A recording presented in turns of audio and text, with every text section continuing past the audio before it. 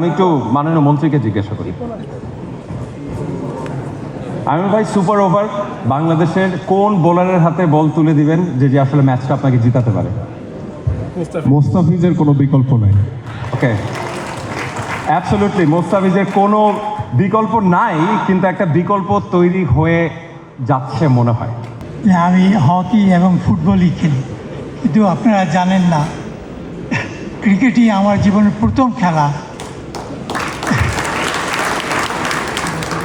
সেটা ভিক্টোর ক্লাবের পক্ষ থেকেই আমি প্রথম খেলি। তারপরে হকি, ফুটবল এবং অ্যাথলেটিক্স, এই চারটাই আমি ভিক্টোরিয়াতে খেলি।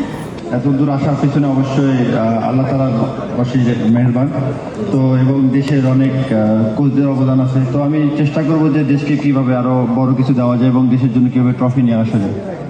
আমি সবসময় চেষ্টা করি যে সব কিছু শেষ আছে, তো চেষ্টা করতেছিলাম খারাপ সময় থেকে ভালো সময় অবশ্যই আসবে। তো আল্লাহর উপর ভরসা ছিল, তো আল্লাহ আলহামদুলিল্লাহ যা দিছে।